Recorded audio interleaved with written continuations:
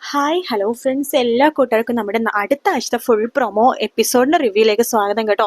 അങ്ങനെ ശ്രുതിയാണെന്നുണ്ടെങ്കിൽ ആ ഫയൽ കയ്യിൽ പിടിച്ച് ആലോചിക്കുകയാണ്. ഇല്ല, ഈ ഫയൽ ഞാൻ ഒരിക്കലും ശ്യാം സാറിന് കൊടുക്കുന്ന ആളെ കൊണ്ട് സത്യങ്ങളൊക്കെ പറയിപ്പിക്കും. അശ്വിൻ സാറിന്റെ മുമ്പിൽ തന്നെ സത്യങ്ങളൊക്കെ പറയിപ്പിച്ച് അശ്വിൻ സാറിന് മുമ്പിൽ ഞാൻ ബോധ്യപ്പെടുത്തും ഞാൻ തെറ്റ് ചെയ്തിട്ടില്ലെന്ന്.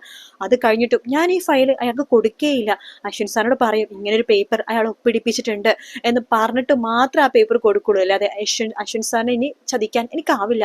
ഇനി അശ്വിൻ സാറിന് ഞാൻ ഒന്നും മറച്ചു വെക്കത്തുമില്ല എന്നൊക്കെ ശ്രുതി തീരുമാനിക്കുകയാണ്. ശേഷം ശ്രുതി വിചാരിക്കണ്ട്, ഈ പേപ്പർ എവിടെയാ ഒന്ന് ഒളിപ്പിച്ചു വെക്ക, ഒരു സ്ഥലം കിട്ടുന്നില്ലല്ലോ.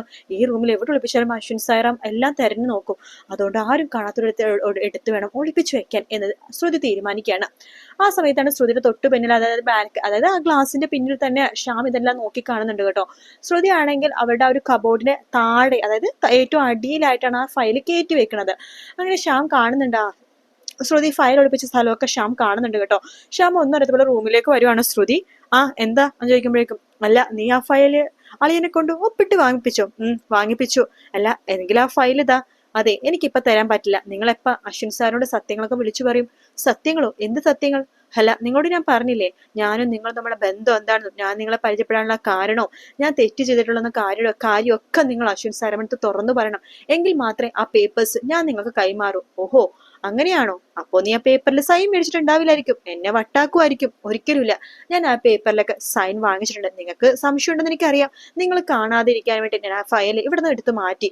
പിന്നെ നിനക്ക് സംശയമാണല്ലോ ഞാൻ ആ ഫയൽ ഒപ്പിടിപ്പിച്ചിട്ടുണ്ടോന്ന്. അതുകൊണ്ട് അതിന്റെ ഫോട്ടോസ് ഞാൻ എടുത്തിട്ടുണ്ട്, ദേ നോക്ക് എന്ന് പറഞ്ഞിട്ട് മൊബൈലില് ആ ഫോട്ടോസ് എല്ലാം തന്നെ ശ്യാമിനെ കാണിക്കാട്ടോ.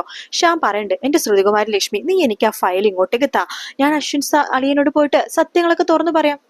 ഞാൻ നിങ്ങളെ വിശ്വസിക്കണോ അല്ലേ? ഒരിക്കലുമില്ല. നിങ്ങൾ ആദ്യം സത്യങ്ങളൊക്കെ തുറന്നു പറ. ഞാൻ പറഞ്ഞ വാക്ക് ഒരിക്കലും പാലിക്കാതിരിക്കില്ല. നിങ്ങളെപ്പോലെയല്ല ഞാൻ. അതുകൊണ്ട് ഞാൻ സത്യങ്ങളൊക്കെ പേപ്പേഴ്സ് എന്തായാലും തരും. അതിനു മുമ്പ് നിങ്ങൾ സത്യങ്ങൾ പറയുകയാണെങ്കിൽ മാത്രം. എങ്കിൽ മാത്രമേ നീ ആ പേപ്പർ തരുള്ളൂ? അതെ, എങ്കിൽ മാത്രമേ തരുള്ളൂ. ഓക്കെ, ആയിക്കോട്ടെ. സത്യങ്ങൾ പറഞ്ഞതിന് ശേഷം ഞാൻ നിന്റെ മുമ്പിൽ വരാം. ശരി എന്ന് ശ്രുതിയും പറയാണ്. ശ്യാം അവിടെ ചിരി ചിരിച്ചോണ്ട് അപ്പുറത്തേക്ക് പോവാട്ടോ. നീ ഇവിടുന്ന് പോകുമ്പോ ആ ഫയൽ ഞാൻ എടുക്കോടി. നീ എന്താ വിചാരിച്ച ശ്യാം ഒരു മണ്ടനാണെന്നോ? ശ്യാമെ വക്കീല, ക്രിമിനൽ വക്കീല്, അത് നീ പലപ്പോഴും മറക്കുന്നു ശ്രുതികുമാരി ലക്ഷ്മി എന്നൊക്കെ പറഞ്ഞിട്ട് ശ്യാം അവിടെ നിന്ന് പോവുകയാണ്. അതിനുശേഷമാണ് നമ്മുടെ പ്രീതി ഈ ഒരു കാര്യങ്ങളൊക്കെ അറിയണത്. പ്രീതി എനിക്കടുത്ത് ഈ കാര്യം പറയണ്ട്, ഇതെങ്ങനെയെങ്കിലൊക്കെ നമ്മളെ സഹായിക്കണമല്ലോ. അശ്വിനെയും അതുപോലെ തന്നെ ശ്രുതിനെ സഹായിച്ചേ പറ്റൂ. നമ്മൾ ആര് സഹായിക്കാൻ വരും എനിക്ക് എന്ന് ചോദിക്കുമ്പോ, ഒരാളുണ്ട് എന്റെ പരിചയത്തിൽ നമ്മളെ സഹായിക്കാൻ പറ്റിയ ഒരാളാ. അതാരാത്? അതാണ് സച്ചി. സച്ചിയോ? എനിക്കിടെ ഫ്രണ്ട് ആണോ?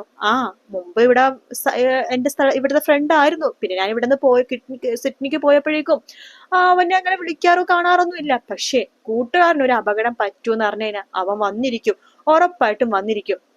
അതുകൊണ്ട് നമുക്ക് അവനെ തന്നെ വിളിക്കാം. അല്ല, ഈ ഫ്രണ്ടിനെപ്പോ സച്ചിയേട്ടനെ പരിചയമുണ്ടോ? പരിചയമുണ്ടോന്നോ? ചെറുപ്പത്തിൽ പരിചയമുണ്ട്, പക്ഷെ അത് കഴിഞ്ഞിട്ട് അവർ കണ്ടിട്ടേ ഇല്ല.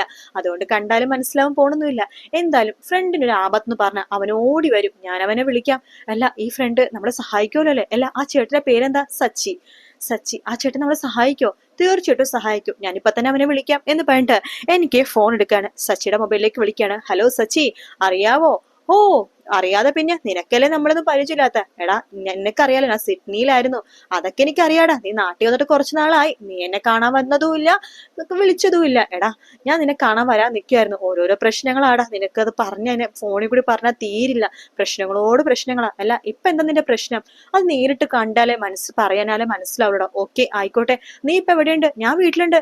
നീയോ? ഞാനിപ്പോ വണ്ടി ഓടിച്ചുകൊണ്ടിരിക്കുകയാണ്. അതെയോ? നീ എവിടെയുണ്ടെന്ന് പറ, ഞാൻ അങ്ങോട്ട് വരാം എന്ന് പറയാണ്.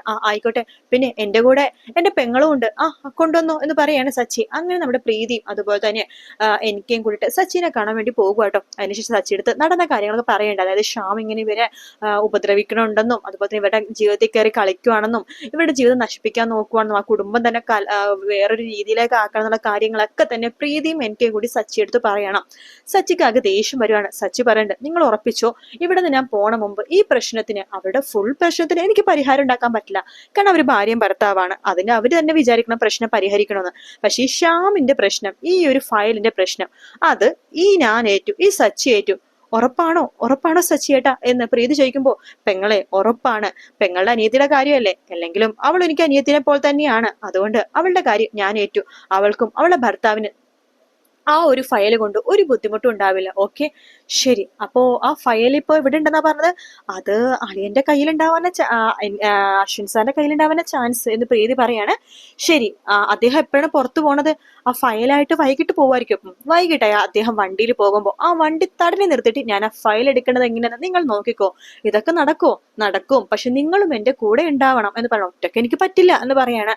തീർച്ചയായിട്ടും ഞാനും പ്രീതി സിസ്റ്ററും സച്ചി ഏട്ടന്റെ കൂടെ തന്നെ ഉണ്ടാകും എന്ന് എനിക്ക് പറയണം. ഓക്കെ, അപ്പൊ നമ്മൾ വൈകുന്നേരം നമ്മൾ ഓപ്പറേഷൻ നടത്തുന്നു എന്നൊക്കെ സച്ചി പറയാണ്ട്. അങ്ങനെയാണ് സച്ചി നമ്മുടെ അശ്വിൻ പോണ സമയത്ത് വണ്ടി തടഞ്ഞ് മുമ്പിലേക്ക് നിർത്തുന്നത്. അപ്പൊ അശ്വിൻ പറയണ്ട്, നിങ്ങൾ എന്താ ഇതാ കാണിക്കണത്, വണ്ടി എടുത്ത് മാറ്റി എന്ന് അശ്വിൻ പറയുമ്പോഴേക്കും സച്ചി പറയണ്ട, അയ്യോ സാറേ, സാറിന്റെ ഭാഷ എന്റെ വണ്ടിക്ക് പറഞ്ഞാൽ മനസ്സിലാവില്ല. എന്റെ വണ്ടി മലയാളിയാണോ തമിഴിനാണോ ഹിന്ദിക്കാരനാണോ എന്ന് എനിക്ക് അറിയില്ലല്ലോ, ഭാഷയൊന്നും പറഞ്ഞാൽ മനസ്സിലാവില്ല സാറേ.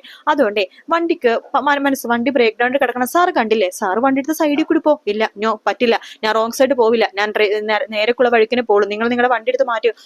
ആണോ? എങ്കിൽ താമസിക്കും. ഇനിയിപ്പോ വർക്ക്ഷോപ്പിൽ നിന്ന് ആള് വന്നം നന്നാക്കണം, അപ്പൊ താമസിക്കും. എടോ, താനൊരു ഡ്രൈവർ അല്ലടോ, തനിക്ക് വണ്ടി നന്നാക്കാനെന്ന് അറിയില്ലേ? അതെ, എല്ലാ ഡ്രൈവർമാർക്കും വണ്ടി നന്നാക്കാൻ അറിയാന്നുണ്ടെങ്കിൽ എല്ലാരും വർക്ക്ഷോപ്പ് തുടങ്ങിയിരിക്കണം എന്തിനാണ് എന്നൊക്കെ ചോദിക്കാനോ? ഓ, താൻ എന്ത് സ്വഭാവമാടോ? നീയും ആ ശ്രുതിയൊക്കെ ഒരുപോലെ തന്നെ. ശ്രുതിയോ? അതാരാണ് സാറേ ശ്രുതി? ശ്രുതി എന്റെ വൈഫാണ്. ഓ, വൈഫിനെയാണോ എന്നെയായിട്ട് താരതമ്യപ്പെടുത്തുന്നത്? അത് കൊള്ളാലോ സാറേ, സാറിന്റെ സ്വന്തം വൈഫിന് സാർ ഇങ്ങനെയൊക്കെയാണോ പറയണത്? അതെ, എന്റെ വൈഫിന് ഞാൻ പലതും പറയും. അല്ല, നിങ്ങൾ എന്താ ഇതിലേക്ക് ഇടപെടാനായിട്ട്? ഓ, എന്റെ പൊന്ന് സാറേ, ഞാൻ സാറിന് ഒരു കാര്യത്തിൽ ഇടപെടുന്നില്ല. സാറിന്റെ വണ്ടി കൊണ്ടുപോയിക്കും, ഞാൻ ഈ വണ്ടി സൈഡിൽ കൂടി കൊണ്ടുപോയിക്കോളാം. ഓഹോ, അപ്പൊ തന്റെ വണ്ടിക്ക് പ്രശ്നമൊന്നും ഇല്ലല്ലേ? ഇല്ല, ഒരു പ്രശ്നമില്ല. സാറിന്റെ അഹങ്കാരത്തിന് ഞാനൊരു തട്ട് തന്നതാണ് എന്ന് സച്ചി പറയാണ്. ശേഷം അശ്വിൻ അവിടെ നിന്ന് പോവുന്നുണ്ട്. പക്ഷെ ഫയലൊക്കെ അവരെടുക്കും കേട്ടോ. ആണെങ്കിൽ ശ്രുതിയാണെന്നുണ്ടെങ്കിൽ ആകെ ടെൻഷനായിട്ടിരിക്കുക. ഈശ്വര, ഷാമു സത്യങ്ങളൊക്കെ പറയുമായിരിക്കും. അയാൾക്ക് ഈ ഫയൽ ആവശ്യമാണല്ലോ. പക്ഷെ അയാളെ വിശ്വസിക്കാൻ കൊള്ളില്ല. അയാൾ ഏതെങ്കിലും വഴി സത്യം ഇരിക്കാൻ വേണ്ടി നോക്കും.